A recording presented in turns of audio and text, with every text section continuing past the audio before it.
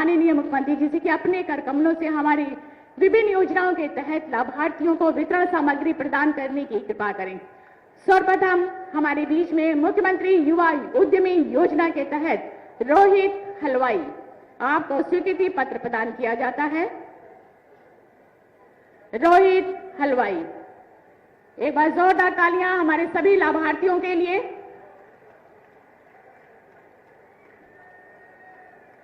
वार्ता करते हुए परमादरणीय श्रद्धेय यशस्वी माननीय मुख्यमंत्री जी लाभार्थियों के साथ श्री अशोक कुमार, मुख्यमंत्री युवा उद्यमी योजना के तहत स्वीकृति पत्र।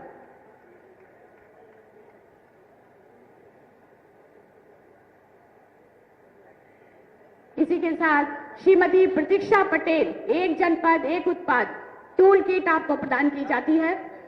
श्रीमती प्रतीक्षा पटेल,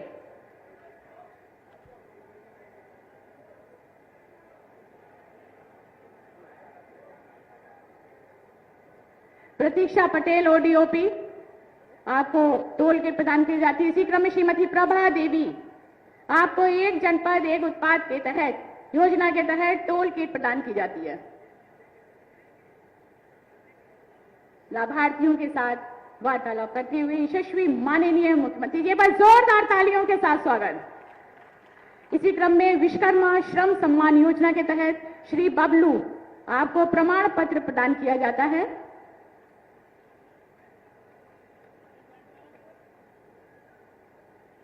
इसी के तहत श्री ललित कुमार, आपको विश्वकर्मा श्रम सम्मान योजना के तहत प्रमाण पत्र प्रदान किया जाता है। एक बार जोरदार तालियां।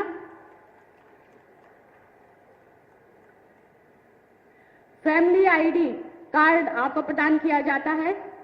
जदवीर, श्री जदवीर जी को फैमिली आईडी कार्ड।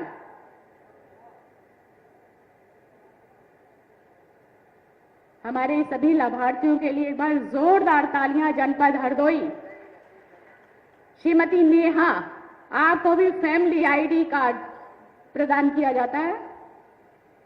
समस्त लाभार्थियों को अपने कर कमलों से प्रदान करते हुए स्वामी विवेकानंद युवा सशक्तिकरण योजना के तहत दर्शिका सिंह छात्रा, दर्शिका सिंह, आपको टैबलेट प्रदान की जाती है। शिक्षा की ओर एक और नया कदम रोशनी और उजाले के साथ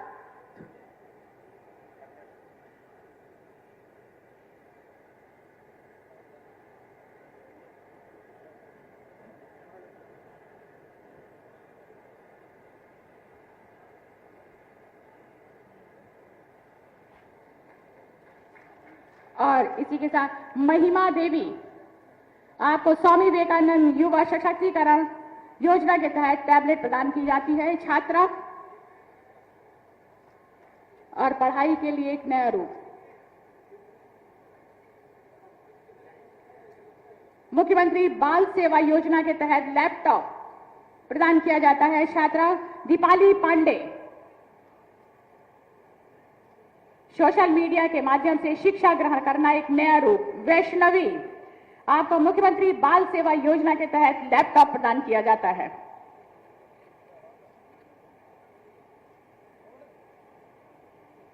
इसके पश्चात नवचयनित आंगनबाड़ी कार्यकर्ती को नियुक्ति पत्र। कार्यकर्तियां हैं हमारी बीच में, बहनें हैं हमारी आंगनबाड़ी की। नियुक्ति पत्र पूनम देवी है ये, बस जोरदार तालियां। हमारी आंगनबाड़ी जया सिंह, आपको प्रमाण पत्र प्रदान किया जाता है। इसके पश्चात स्वामित्व योजना के तहत घरौनी वितरण में प्रमाण पत्र देकर सम्मानित किया जा रहा है श्री चंद्र किशोर जी को। एक बार जोरदार तालियां सभी लाभार्थियों के लिए। श्रीमती जगदेई, घरौनी वितरण योजना के तहत प्रमाण पत्र प्रदान किया जा रहा है श्रीमती जगदेई जी को।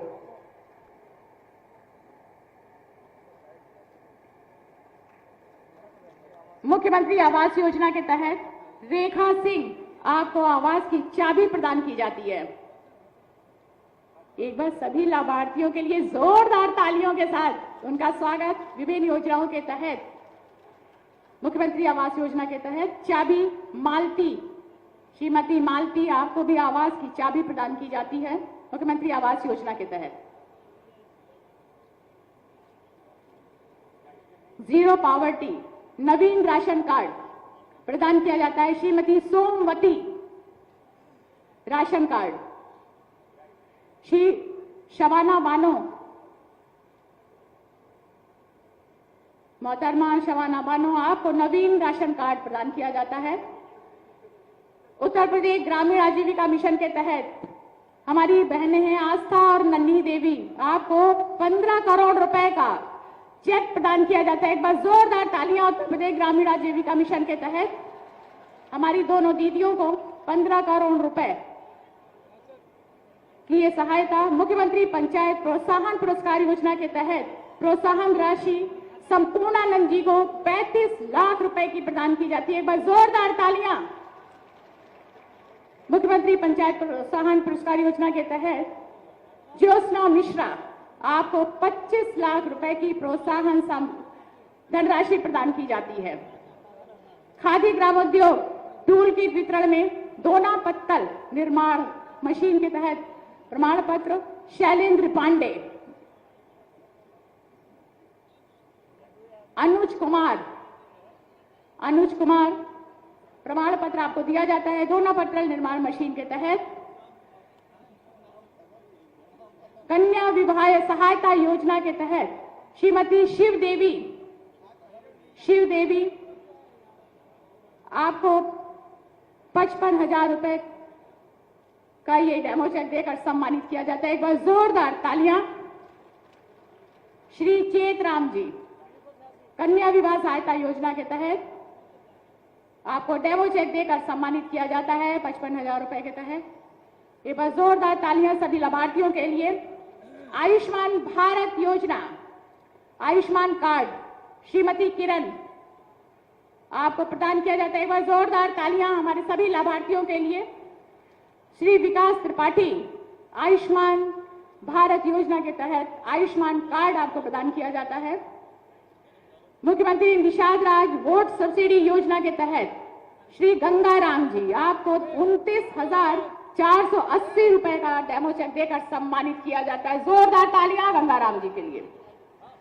उत्तर प्रदेश कुक्कुट विकास नीति प्रमाण पत्र आपको प्रदान किया जाता है श्री सतविंदर वालिया जी को।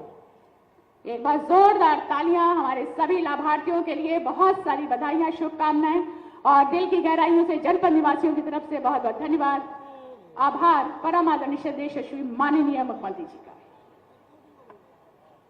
जन जन की कठिनाइयों को बहुत ही सरल तरीके से उसका निवारण करने वाले, वैश्विक पटल पर हमारे उत्तर प्रदेश का मान गौरव सम्मान बढ़ाने वाले परम आदरणीय यशस्वी माननीय मुख्यमंत्री जी को एक बार पुनः कोटि कोटि नमन करते हुए, ससम्मान आमंत्रित करते हुए, सादर अनुरोध करते हुए कि अपने आशीर्वचन से हम सभी को अनुग्रहित करने की कृपा करें। एक बार जोरदार तालियों के साथ अभिनंदन, वंदन, स्वागत।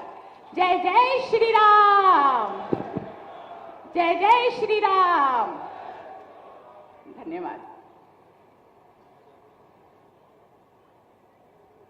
भारत माता की, भारत माता की, भारत माता की।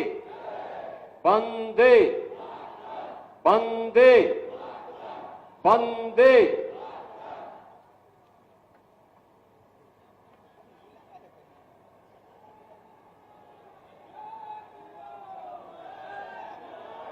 प्रथम स्वातंत्र समर के महान योद्धा राजा नरपत सिंह की इस पावन धरा पर उनके विजय उत्सव कार्यक्रम में आज के समारोह में उपस्थित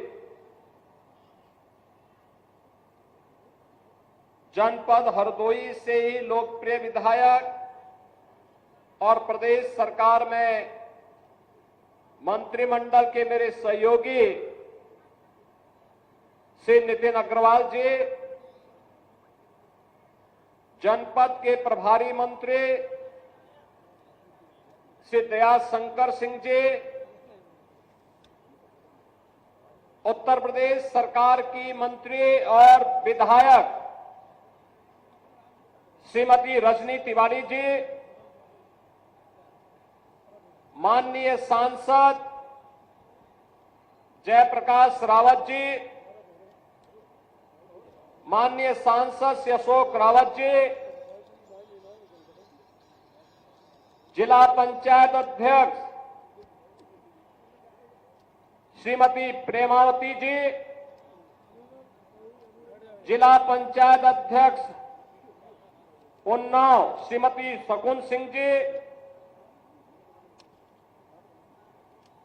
लोकप्रिय स्थानीय विधायक श्री आशीष सिंह आसू जी, माननीय विधायकगण श्री मानवेंद्र सिंह जी, श्रीमती अलका सिंह अर्कवंशी जी, श्री श्याम प्रकाश जी, विधान परिषद के माननीय सदस्य श्री अशोक अग्रवाल जी, इंजीनियर अवनीश कुमार सिंह जी, भारतीय जनता पार्टी के जिला के अध्यक्ष श्री अजीत सिंह बब्बन जी, आज के समारोह के साक्षी बन रहे हरदोई जनपद से जुड़े हुए सभी उपस्थित बहनों और भाइयों, मैं सबसे पहले देश के प्रथम स्वतंत्र समर के अमर सेनानी, भारत माता के महान सपूत राजा नरपत सिंह की इस पावन धरा को नमन करते हुए आप सभी को इस विजय उत्सव की हृदय से बधाई देने के लिए मैं आपके बीच आया हूं और इसके लिए आप सभी का हरदोई वासियों का अभिनंदन करता हूं। बहनों और भाइयों, ये मेरा सौभाग्य है कि जिनके शौर्य और पराक्रम के कारण आज हम सब स्वतंत्रता का उपभोग कर पा रहे हैं, अपने विकास की योजनाओं को आगे बढ़ा पा रहे हैं, उन महान स्वतंत्रता संग्राम सेनानियों का स्मरण इस प्रकार के विजय उत्सव के माध्यम से हमें करने का सौभाग्य प्राप्त हो रहा है। बहनों और भाइयों, इस अवसर पर हम लोग हरदोई के अंदर आए हैं। यह वर्ष वैसे भी देश की संविधान को लागू करने के 75 वर्ष पूर्ण होने के उपलक्ष्य में पूरा देश एक ओर अमृत महोत्सव के कार्यक्रम के साथ आगे बढ़ रहा है, तो वहीं देश के संविधान को लेकर के बाबा साहब डॉक्टर भीमराव अंबेडकर के द्वारा जिस कार्य योजना के साथ देश के संविधान का निर्माण किया गया था और संविधान के प्रति सर्वोच्च सम्मान व्यक्त करते हुए एक भारत श्रेष्ठ भारत के निर्माण के इस कार्यक्रम के साथ जुड़ने का सौभाग्य हम सबको प्राप्त हो रहा है। बहनों और भाइयों, दुनिया के अंदर अगर आज भारत सबसे बड़ा लोकतंत्र है तो भारत के संविधान के कारण, बाबा साहब डॉक्टर भीमराव अंबेडकर के द्वारा दिए गए संविधान के कारण उत्तर से लेकर दक्षिण तक, पूरब से पश्चिम तक 140 करोड़ का भारतीय एक भारत श्रेष्ठ भारत के निर्माण के साथ अब विकसित भारत की परिकल्पना को प्रधानमंत्री मोदी जी के नेतृत्व में आगे बढ़ाने के लिए प्रतिबद्ध दिखाई दे रहा है।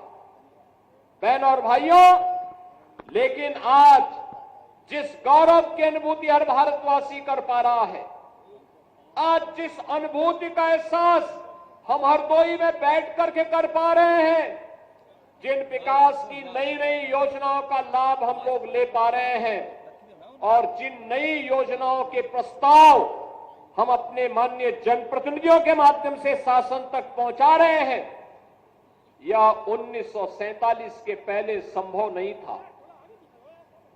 गुलामी के कालखंड में यह संभव नहीं था।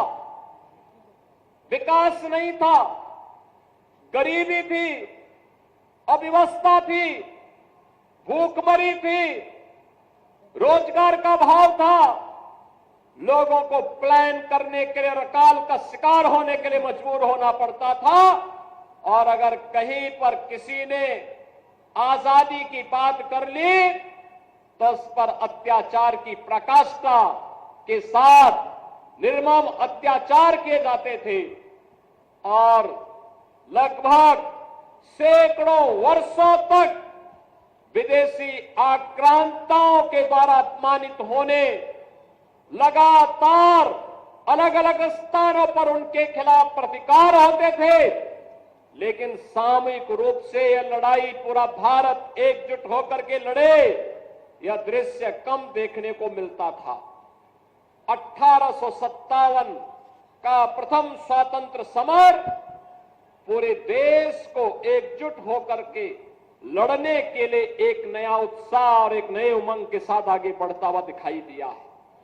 बहनों और भाइयों, मंगल पांडे के द्वारा बैरकपुर में किए गए शुरू किया गया अभियान कहीं मेरठ के अंदर, कहीं झांसी के अंदर, कहीं बिठूर के अंदर, कहीं बलिया और गोरखपुर के अंदर, कहीं लखनऊ के अंदर और कहीं पे राजा नरपत सिंह के नेतृत्व में हरदोई के अंदर यह अभियान आगे बढ़ा।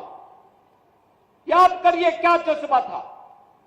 जिससे पूछो, जहां पूछो, मंगल पांडे से जब पूछा गया था कि आखिर तुम तो ब्रिटिश सेना के हिस्से हो, क्यों आजादी की बात करते हो, उन्होंने कहा रखो अपनी नौकरी, मेरा देश स्वतंत्र होना चाहिए, भारत माता की आन मान और शान की रक्षा होनी चाहिए। रानी लक्ष्मीबाई से पूछा गया, रानी लक्ष्मीबाई से कहा गया कि केवल एक बार कह लो ना कि हम तो विदेशी हुकूमत के साथ मिलकर के काम करने को तैयार हैं, उनकी झांसी सुरक्षित रह जाएगी। उन्होंने कहा नहीं, झांसी भी सुरक्षित रहेगी और भारत स्वतंत्र होकर के रहेगा, हरगिज अपनी झांसी नहीं दूंगी। और इसीलिए तो हर भारतीय के मुंह से निकल पड़ा, खूब लड़ी मर्दानी वो तो झांसी वाली रानी थी।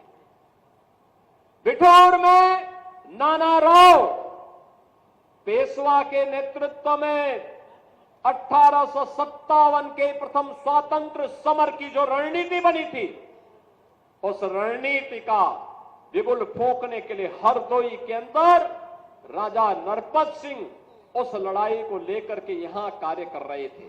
और आज हम जिस स्थान पर हैं, ये उनका दुर्ग कहलाता था, ये उनका किला था। स्वाभाविक रूप से जब आजादी की जज्बे को देख करके जो लोग भाग रहे थे, उनको कैसे अच्छा लगता, कैसे अच्छा लगता। 1857 में झांसी ब्रिटिश हुकूमत नहीं जीत पाई थी, विजय महारानी लक्ष्मीबाई की हुई थी। हरदोई में, इस क्षेत्र में ये विजय राजा नरपत सिंह की हुई थी। वहां पर अंग्रेज विजय नहीं हो पाए थे। ऐसे ही गोरखपुर में बंधु सिंह को वे परास्त नहीं कर पाए थे। अलग अलग स्थानों पर जहां पर भी ये स्वतंत्र समर एकजुट होकर के नाना राव पेशवा के रणनीति के तहत आगे बढ़ा, वहां पर भारत के लोग जीते थे। और बाद में यह मंद पड़ता गया और अंततः ब्रिटिशर ने फिर अत्याचार की पराकाष्ठा की। और जिसका एक उदाहरण आपके सामने महाराजा नरपत सिंह का यह दुर्ग भी है, जो खंडरों में तब्दील होकर के आज वहां पर एक टीले के रूप में मात्र बचा हुआ है। मैं धन्यवाद दूंगा और आभारी हूं केंद्रीय मंत्री और उस समय के उत्तर प्रदेश के निवर्तमान मुख्यमंत्री के रूप में माननीय राजनाथ सिंह जी को, उस समय के सांसद श्री जयप्रकाश रावत जी को, जिन्होंने महाराजा नरपत सिंह ग्रेकवार का यह भव्य स्मारक यहां पर खड़ा किया और आज ये स्मारक हम सबको एक नई प्रेरणा दे रहा है।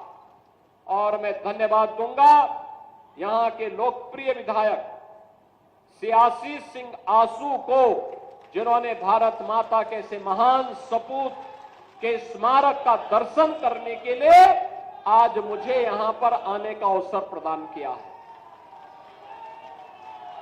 मैं आभारी हूं, धन्यवाद देता हूं इन सभी माननीय जनप्रतिनिधियों का, जिनके कारण आज मुझे यहां आने का अवसर प्राप्त हो पाया है।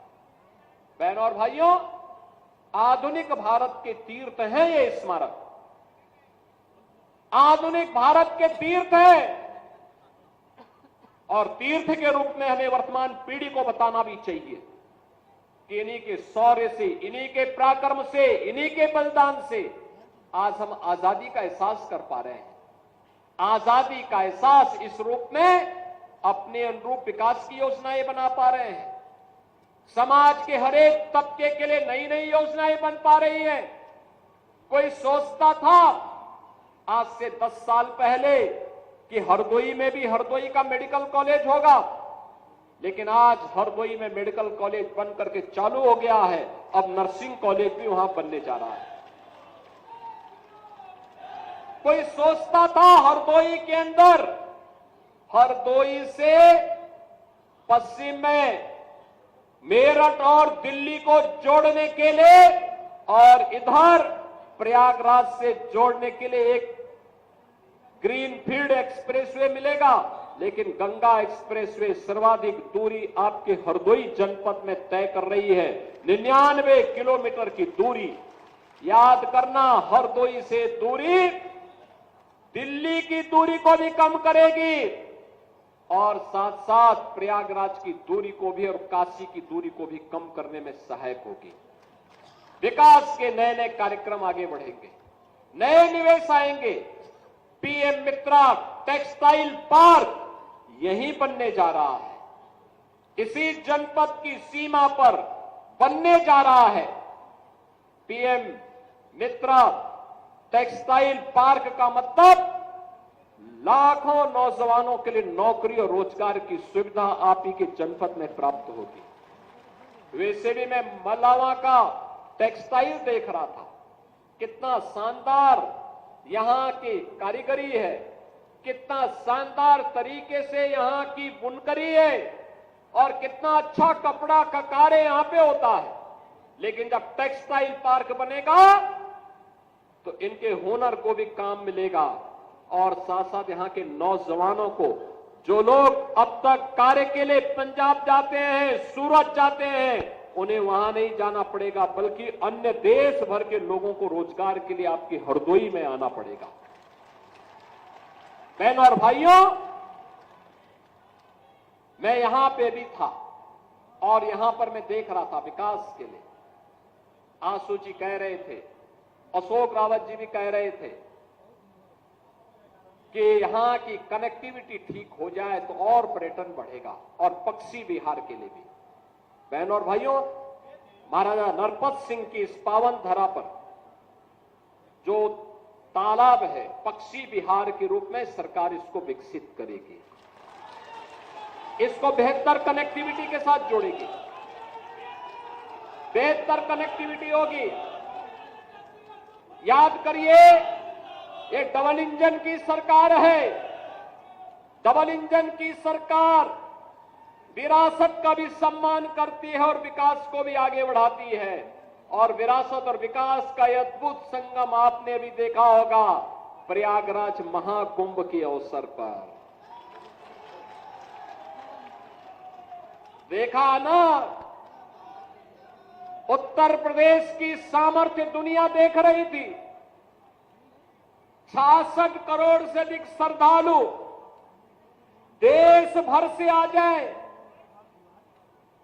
जो लोग कहते हैं भारत के बारे में कि भारत में लोग गंदे रहते हैं, जो लोग कहते हैं, जो लोग बदनाम करते थे हमें कि हम जाति के नाम पर बटे हैं, क्षेत्र के नाम पर बटे हैं, भाषा के नाम पर बटे हैं, तमाम वादों के आधार पर बड़े हैं, इनकी आंखों को खोलने के लिए महाकुंभ पर्याप्त है। ये लोग जा करके देखें, एक ही संगम की त्रिवेणी में हर जाति के लोग, हर क्षेत्र के लोग, हर भाषा के लोग एक ही साथ स्नान करते थे।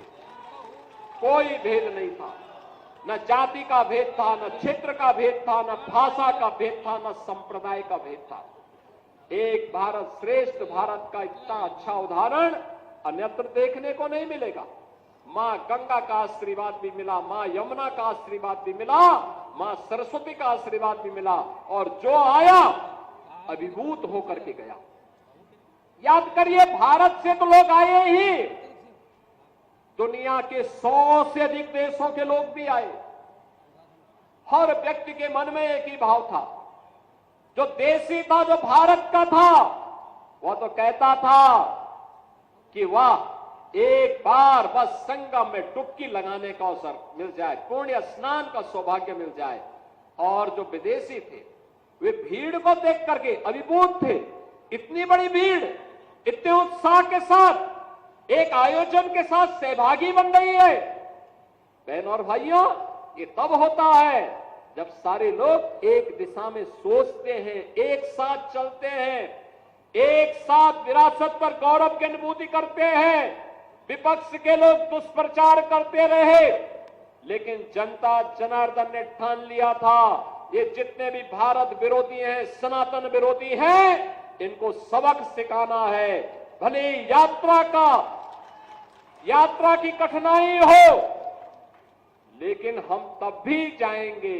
और वे लोग आए, बड़े पैमाने पर देश भर से आए, और इतना बड़ा आयोजन दुनिया के अंदर कहीं नहीं हो पाया जो प्रयागराज की धरती में उत्तर प्रदेश के अंदर हो गया है।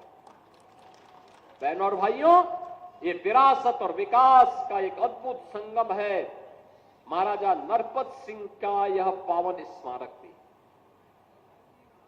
विरासत है, उसको विकास के साथ जोड़ना है, और विकास के साथ जोड़ने के लिए कनेक्टिविटी, अच्छा मार्ग बने वहां तक जाने के लिए, वहां तक जाने के लिए मार्ग बने, पक्षी विहार बने, पर्यटन के कुछ संभावनाओं को विकसित किया जा सके, गेस्ट हाउस बने, यहां के लोकल उत्पाद को हम आगे बढ़ा सके। मैं देख रहा था, यहां के अन्नदाता किसानों ने, यहां के हस्तशिल्पी और कारीगरों ने बहुत अच्छे अच्छे उत्पाद तैयार किए हैं। अगर वे सभी यहां डिस्प्ले हो जाएं, लोगों को मिलने प्रारंभ हो जाए, तो रोजगार का भी सृजन होगा, नए गाइड भी मिलेंगे, और साथ साथ यहां के विकास को आगे बढ़ाने में भी मदद मिलेगी। और बहनों और भाइयों, उसी विकास की कड़ी को विरासत के साथ जोड़ने के लिए आज हम सब यहां पर आए हैं, इस क्षेत्र में आए हैं, यहां के विकास के साथ जोड़ने के लिए आए हैं, और स्वाभाविक रूप से विरासत के साथ जुड़ने आए हैं। तो आज यहां पे 650 करोड़ रुपए की परियोजनाओं की सौगात भी हरदोई जनपद को दे रहे हैं। ये विकास के विभिन्न प्रकार की योजनाएं हैं, ये कनेक्टिविटी की भी है, शिक्षा की भी है, स्वास्थ्य की भी है, पेयजल की भी है, आम जन से जुड़े हुए जीवन के प्रत्येक क्षेत्र में व्यापक परिवर्तन का आधार बनाने वाली योजनाएं हैं। और इसीलिए बहनों और भाइयों, हम लोग आए हैं आपसे कहने के लिए, आज बदलते हुए भारत को हम सब ने देखा है। एक नया भारत प्रधानमंत्री मोदी जी के नेतृत्व में आज हम सबको दिखाई देता है। एक भारत है, श्रेष्ठ भारत है। एक भारत श्रेष्ठ भारत के दर्शन हो रहे हैं। एक भारत श्रेष्ठ भारत इसलिए क्योंकि पिछले 10 वर्ष में भारत दुनिया की एक महाशक्ति के रूप में स्थापित हुआ है।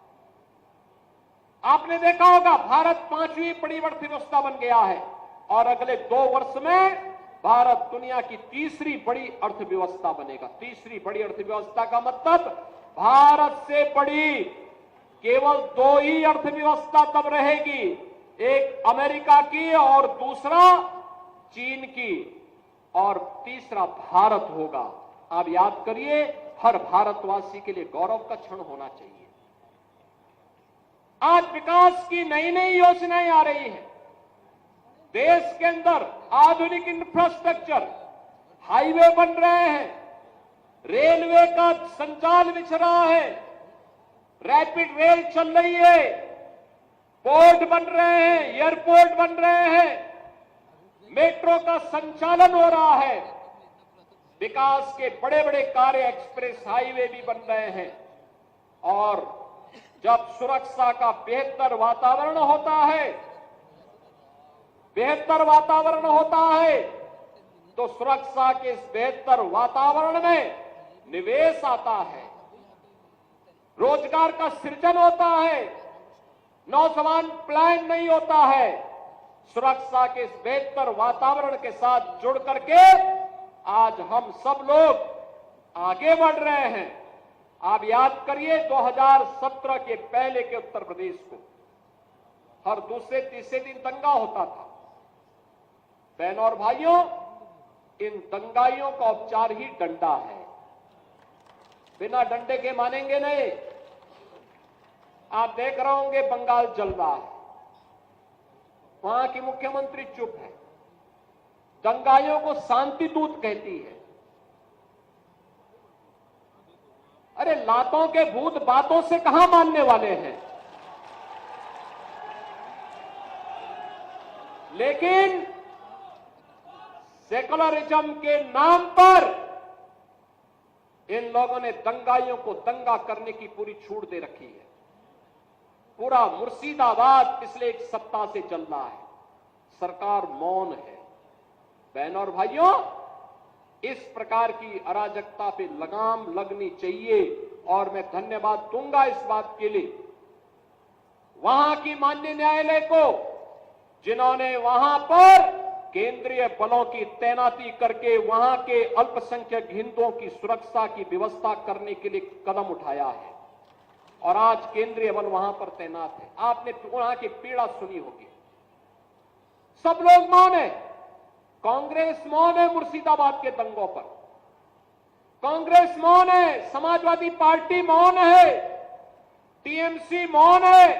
वे धमकी पे धमकी दिए जा रहे हैं, समर्थन कर रहे हैं। बांग्लादेश के अंदर जो हुआ था उसका समर्थन कर रहे हैं बड़ी बेशर्मी के साथ। अगर उन्हें बांग्लादेश अच्छा लगता है तो उनको बांग्लादेश ही जाना चाहिए। क्यों भारत की धरती पर बोझा बने हुए हो? क्यों भारत की धरती पे बोझा बने हुए हो? हम आभारी हैं प्रधानमंत्री मोदी जी के और गृह मंत्री अमित शाह जी के, जिन्होंने वक्फ संशोधन अधिनियम को पारित करके गरीबों की जमीनों पर, सार्वजनिक जमीनों पर पड़ने वाली डकैती पर लगाम लगाने का काम इस अधिनियम, संशोधन अधिनियम के माध्यम से पारित किया है। अब ये जमीन जो वापस आएगी, बहनों और भाइयों, इसमें हॉस्पिटल बनेंगे, इनमें गरीबों के लिए मकान बनेंगे, हाई राइज बिल्डिंग बनेगी, यहां पर स्कूल बनेंगे, विश्वविद्यालय बनेंगे, निवेश के लिए लैंड बैंक बनेगा। लेकिन किसी को जमीन पर कब्जा करके गुंडागिर्दी करने की छूट अब नहीं मिलेगी। इसलिए लोग परेशान हैं, क्योंकि जमीन के नाम पर जो लूट थी वह रुकने वाली है और उसलिए इन लोगों को परेशानी है। परेशानी इस बात को लेकर के कि अब गुर्गे खाली हो जाएंगे। तो पहले जो जनता को लूटते थे, इनको अब भय है कि इनके द्वारा पाले गए गुर्गे कहीं भस्मासुर हुए तो कहीं अब इन्हीं को न लूटने लग जाएं। इनके द्वारा अकूत संपत्ति जो अर्जित की गई है उसी पर डकैती न डालने लग जाए। इसलिए उस भय के कारण ये वक्फ के नाम पर जनता को बेवकूफ बनाने का काम कर रहे हैं, जनता के आंखों में धूल झोंकने का काम कर रहे हैं, गुमराह करने का काम कर रहे हैं। लेकिन गुमराह होने की आवश्यकता नहीं, हमें देश के संविधान पर, बाबा साहब भीमराव अंबेडकर के द्वारा बनाए गए संविधान पर विश्वास करना है, विकास की प्रक्रिया के साथ जुड़ना है और विकास की प्रक्रिया का ही परिणाम है। मैं देख रहा था हरदोई के अंदर, हरदोई जनपद में प्रधानमंत्री आवास योजना और मुख्यमंत्री आवास योजना में 1,15,000 परिवारों को एक एक आवास प्राप्त हुआ है। अनुमान करिए इतने गरीब परिवारों को इससे पहले की सरकारें क्या कर रही थी 75 वर्षों तक, 70-75 वर्षों तक कर क्या रहे थे लोग? गरीब को आवास नहीं दे पाए थे, शौचालय नहीं दे पाए थे, उनको कोई सुविधा नहीं दे पाए थे। आयुष्मान का कार्ड मैं भी देख रहा था, आयुष्मान का कार्ड जब मिल रहा था उत्तर प्रदेश के अंदर 10 करोड़ लोग आयुष्मान भारत की सुविधा का लाभ ले रहे हैं। और मैं भी देख रहा था एक बहन जी को जब उन्हें आयुष्मान का कार्ड मिला, उनके चेहरे पर एक नई चमक थी कि अगर कभी दुर्भाग्य से कोई बीमार हुआ परिवार में, ये कार्ड उसमें उनका संबल बनेगा। लेकिन इससे पहले क्या कर रहे थे? पिछली सरकारें कर क्या रही थी? क्या कांग्रेस कर रही थी 60 वर्षों तक? क्या समाजवादी पार्टी कर रही थी जब कई बार उन्हें सरकार बनाने का अवसर प्राप्त हुआ? इसका मतलब इनको विकास से कोई मतलब नहीं था। ये प्रदेश में केवल अपने परिवार का विकास करने के लिए आए थे, इनको जनता जनार्दन के विकास से कोई मतलब नहीं था। और आज तो विकास भी है और विरासत भी है। गरीब को राशन मिल रहा है, नौजवान को नौकरी और रोजगार मिल रहा है, अन्नदाता किसान को किसान सम्मान निधि का लाभ मिल रहा है, महिलाओं को लखपति दीदी की जैसी योजनाओं के साथ जोड़ने का काम किया जा रहा है। आत्मनिर्भर भारत के लिए प्रधानमंत्री जी ने कुछ बातें कही हैं। विकसित भारत की परिकल्पना को साकार करने के लिए आत्मनिर्भर बनना पड़ेगा। महिलाओं को विकास के साथ अधिक से अधिक भागीदार बनाना पड़ेगा।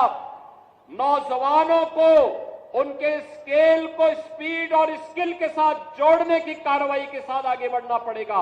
और अगर हम कर पाएंगे तो 2047 में भारत को दुनिया की सबसे बड़ी ताकत बनने से कोई रोक नहीं सकता है। और यही तो सपना था देश की आजादी के इन अमर सेनानियों का, यही सपना था। यही तो पंडित राम प्रसाद बिस्मिल कहते थे, यही तो कहते थे कि तेरा वैभव अमर रहे मां, हम दिन चार रहे न रहे। यही तो चंद्रशेखर आजाद कहते थे, यही तो ठाकुर रोशन सिंह कहते थे और यही अस्फाउल्लाह खां कहते थे। बहनों और भाइयों, अमर सेनानियों का यही गान था।